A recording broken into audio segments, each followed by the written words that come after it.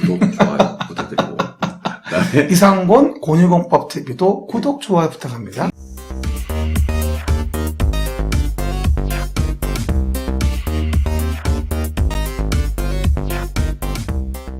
안녕하세요. 안녕하세요. 메달TV 시청자 여러분 반갑습니다. 저는 부동산학개론 이종호 TV 채널을 운영하고 있는 부동산학개론 강의하는 이종호입니다. 반갑습니다. 반갑습니다. 저는 이상곤 곤유공법TV 채널을 운영하는 신바람 공법, 곤유공법의 이상곤입니다. 우리 일단 시작하기 전에 우리 채널은 항상 좋을 거니까 최고를 자부하고 있으니까 일단 구독 안 하신 분들 구독부터 그 다음에 선 좋아요 그 다음에 선 댓글 해주시고 시작을 한번 해보도록 할까요? 오늘은 이제 우리 수험생들 중에서 물론 이제 공법을 공부하신 분들이야 이 주제는 당연히 알고 계시겠지만 근데 일반인들은 아직까지도 심지어 저는 TV에 일단 이렇게 나온 사람들조차도 재개발하고 재건축을 좀 구분하지 못하는 분들이 상당히 많아요. 있어요. 상당히 많아요. 그러니까 사실은 공동주택 같은 경우, 아파트 같은 경우는 재건축이지 않습니까? 그죠? 그렇죠. 예, 일반적으로. 그렇죠. 근데 그걸 갖다가 재개발이라고 표현하는 경우도 있고, 예전에는 또 그렇죠. 이런 구분, 그냥 무조건 재개발로 그냥 퉁쳐서 얘기했던 분들도 계셨던 거고. 그렇죠. 그래서 오늘은 이제 상당히 어렵게 우리 곤유공법쌤을 모셨으니까 재개발, 재건축에 대한 얘기를 갖다가 조금 이렇게 듣고 싶어서 재개발은 뭐고 재건축은 뭐고 일단 법령을 먼저 얘기해 주셔야 될 것 같은데 사실은 이게 우리가 중개사 공부하시는 분들이 반드시 시험 공부할 때 보는 도시 및 주거환경 정비법이라는 법이 일단 있습니다. 줄여서 정비법 같은 정비법 이렇게 도정법 이렇게 예, 하죠. 그렇죠. 도정법. 근데 이제 정비사업의 정비법은 가장 베이스가 되는 법이에요. 솔직히 말하면 노후불량 건축물 개량을 위한 정비사업을 위한 법은 여러 가지가 있어요, 사실은요. 6, 7개 많이 있습니다. 근데 그 중에 가장 베이스가 되는 게 도시 및 주거환경 정비법이고. 그래서 우리 공법에서 배우시는 거고. 그렇죠. 네. 그리고 정비법에서 하는 사업이 3가지가 있어요. 주거환경 개선 사업하고, 그렇죠. 재개발 사업하고, 재건축 사업이라고 있거든요. 근데 보통 주거환경 개선 사업은 보통 관심이 없으시고, 대부분들. 그건 공익사업에 가까우니까. 그렇죠. 그래서 이제 재개발 재건축에 있는데, 재개발적으로 아주 쉽게 얘기하면 이렇습니다. 주변 동네에 도로, 공원 같은 이런 정비 기반 시설이 양호하다면 이건 당해 주택단지만 정비하는 재건축이에요. 재건축. 근데 만약에 당해 동네에 공원이나 도로 같은 정비 기반 시설이 같이 없어. 열악해. 열악하다. 그러면서 노후불량 건축물도 모여 있어. 이러면 요걸 묶어서 같이 재개발이라고 얘기를 합니다. 그러니까 포인트는 우리 동네 주변에 도로, 공원 등의 정비 기반 시설이 양호하다면 주택단지 중심으로 재건축을 하고 열악하다면 보통 재개발로 간다고 이해하시면 돼요. 그래서 어떻게 보면 재개발이 좀 더 일을 크게 벌리는 거다? 이렇게 봐도 무리가 없겠죠. 사업 그렇죠? 규모가 좀 크다. 그렇죠. 아무래도. 아마 재건축 같은 경우는 보통 이제 아파트 단지별로 그렇죠. 이루어진다면. 그러니까 강남 떠올리시면 돼요. 강남에 우리 대치동 대치동 가봐요. 도로 얼마나 좋습니까? 도로 막 좋습니다. 공원도 좋고 너무 좋아요. 근데 음마 아파트 보면 당해 주택 단지만 노후불량하거든요. 이런 경우는 그 단지만 고치면 되잖아요. 이걸 재건축이라고 하는 거예요. 근데 우리가 이제 성수동이나 옥수동이라든가 아현동 이런 데 가보면은 당해 동네에 도로, 공원 같은 것도 거의 없고 그리고 노후불량 건축물이 모여있지 않습니까? 이런 동네에서는 그 도로, 공원도 같이 만들면서 이와 같이 노후불량한 건축물도 같이 개량을 해야 되거든요. 이런 동네에 보통 재개발 사업이라고 하는 거예요. 실제로 우리 중개업 하시는 분, 자기 중개업 하시는 분들도 재개발 쪽, 재건축 쪽 하시는 분들이 그럼요. 돈 많이 벌더라고요. 그쪽에 거래가 활발하니까 그렇죠. 아무래도. 공부를 많이 해야 돼요. 예. 시험 볼 때 했던 거에 플러스 해가지고 실질적인 조례라든가 그렇죠. 그 동네 시행령이라든가 규칙이라든가 이런 것들을 따로 또 그 동네에 맞게 세팅을 하셔야 되거든요. 실제로 그렇죠? 재개발, 재건축 많이 하시는 분들이 상당히 또 있어 보이기도 하더라고요. 이렇게 그럼요. 상담 자체가. 그렇죠. 그러니까 일반 아파트 매매라든지 상가 매매라든지 이런 경우보다도 많은 사전 배경 지식이 그렇죠. 필요하고 많은 공부가 좀 필요하고. 공부를 많이 해야 돼요. 예, 많이 해야. 저도 이거 옛날에 재개발법 때부터 해가 20년 넘게 봐오고 있지만 봐도 모르겠어요. 봐도. 예전에는 도시개발법, 재개발법 그치, 그랬잖아요. 원래 그랬었어요. 도시개발법은 그대로 가고 그렇죠. 재개발법은 이제 지금 계속 각각 법 생기다가 합쳐졌다가 그게 정비법이에요. 맞아요. 그러다 각각 법 생기다가 이제 또 한 번 또 정리할 때가 됐어요.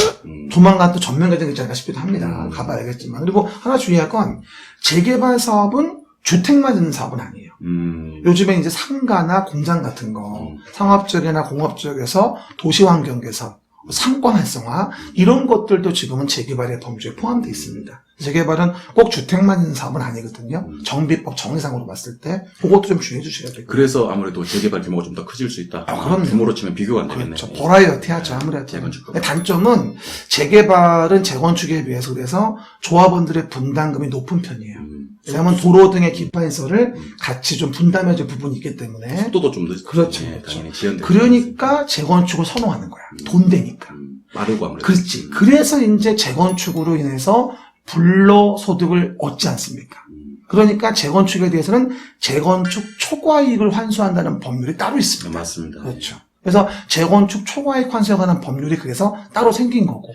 줄여서 재초안 그러기도 하는데. 그렇죠. 요게 이제 우리 부동산학 결혼시험에도 나왔었어요. 그렇죠. 예, 부동산학 결혼시험에 이제 재건축 초과이익 환수에 관한 법률에 따른 이제 재건축 초과 부담금은 정비 사업 중 재개발 사업 및 재건축 사업에 부과되는 금액이다. 이렇게 해서 틀리게 나온 적이 그렇죠, 있거든요. 그렇죠. 재초안은 오직 온리 재건축. 그렇죠. 예, 온리 재건축. 그래서 이제 재건축 요즘에 이거 한참 논의가 많이 됐던 부분이에요. 그래가지고 뭐 압구정동, 뭐 현대아파트 뭐 등등등 뭐 예전 금액 통지 받고 놀래가지고 기겁하고 왜 맞아요. 많이 뉴스 나왔잖아요. 왜. 근데 뭐 이제 앞으로 이제 부과가 될 건데 참 많이 좀 개발 이익을 얻고자 하시는 분들에게는 좀 안 좋은 법이겠죠. 그러면 재개발은 초과이익 환수 금액이 없고 없죠. 재건축만 이제 초과이익 환수. 그리고 재건축은 그러니까 그 초과이익 환수도 그렇고 투자 수익이 좋아서 투기가 많다 보니까 재건축은 또 유일하게 안전진단을 통과해야만 사업을 진행할 수 있는 또 차이점이 있어요. 그렇죠. 달라요, 재개발하고는. 그러니까 그렇죠? 단계별로 봤을 때 이제 이 아파트 단지가 어느 단계에 있는지를 보시면서 그렇죠. 투자를 하는 것도 그렇죠. 그리고 또 최근에는 뭐 이렇게 입주권 안 준다. 저 그렇죠. 매매했을 때 거주음을 지켜라. 예, 뭐 아직 법은 확정 안 됐습니다. 예, 그렇죠. 예. 7월달쯤 나올 건데. 그런 얘기도 있으니까 항상 그 재건축 투자하실 때는 그런 어떤 단계별 특징 그리고 이제 내가 지금 투자했을 때 과연 입주자 지위를 받을 수가 있는지 없는지 그렇지. 예, 그런 것도 잘 전문 중개업소에 가서 상담 받아보셔야 돼요. 그리고 가끔 물어보시는 분이 있는데 이건 정비법에 의한 사업은 이제 주거환경 개선과 재개발과 재건축이 있지만 그거 말고 이제 미니 재개발, 미니 재건축 예, 이런 말들도 하시는 분이 있는데 맞아요. 그건 다른 법이에요. 어떤 법이죠? 빈집 소규모 주택 정리에 관한 법률이 따로 있습니다. 따로 있어가지고 우리가 소규모 재건축, 소규모 재개발 이런 식으로 얘기를 하고 그리고 가로주택 정비사업이라는 사업도 따로 있습니다. 원래 이게 정비법에 있던 건데 별도로 법을 만들어 분가시켰습니다. 분가시킨 이유라도 있을까요? 아무래도 이제 소규모 주택 정비를 활성화하려고 하는 거죠. 활성화. 그다음에 이제 혜택이 있겠네요. 혜택도 있죠. 여러 가지 뭐 주택법이라든가 모든 법에서 뭐 분양가 제한을 안 받게 한다든가 여러 가지 또 특례가 생겼거든요. 상한제 제한 안 받는다. 그렇죠, 그렇죠. 그런 것들에 특례가 생겨서 요즘에 또 서울시장님 나와서 얘기할 때 보니까 이 소규모 주택 정비 사업에 대한 부분에 대해서도 여러 가지 지원책을 쏟아내고 있더라고요. 뉴스에 보니까. 아마도 이제 향후 뭐 앞으로 벌어지는 재개발 재건축은 그렇죠. 이슈지 않습니까? 그렇죠. 특히 재개발 쪽으로 이제 바뀐 서울시장이 이런 부분에 대해서 좀 많이 관심을 갖고 그렇죠. 많이 진행을 하려고 하다 보니까 재개발 재건축은 꼭 관심을 가지시고 그다음에 공법 공부할 때도 그냥 이걸 암기한다 이런 느낌보다도 조금 폭넓게 공부해 놓으시면 아주 중심. 그러니까 우리가 이렇게 그러니까 꼭 무슨 뭐 문제 맞추기 위해서 시험 보기 위해서 강의하는 게 아니라 이렇게 편한 시간에 얘기하니까 또 좋으네요. 그러니까요. 편하게 말할 수 맞아요. 있고. 그렇죠. 근데 수업할 때는 항상 시간이 없어가지고 얘기할 시간이 없어요. 또 시험에 나오는 것만 얘기해야 그러니까 되니까. 예. 시험 나오냐 안 나오냐 가치기 때문에 지금하고는 다르죠. 그러니까 이런 어떤 촬영을 통해 가지고 여러분들에게 상식적인 부분을 전달드리는 목적도 있는 거니까 활용들 많이 하시면 되겠습니다. 그러면 일단 정리를 하면 도시 및 주거환경 정비법상 재개발 재건축이 있는 거고 그렇죠.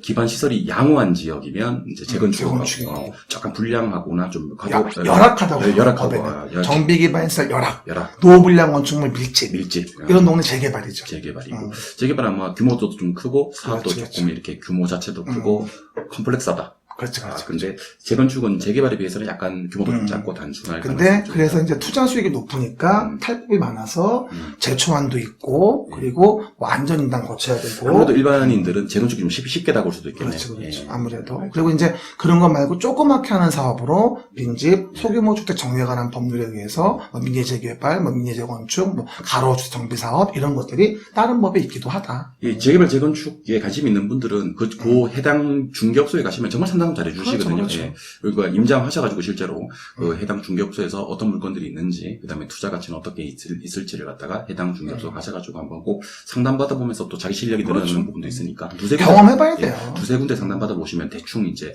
이게 어떤 투자 가치가 있고 어떤 식으로 진행이 되고 뭐 소요 기간이라든지 뭐 또 차익은 얼마 정도 될지도 판단해 볼 수 있는 그런 기회가 되지 않겠나라는 생각이 듭니다. 그죠?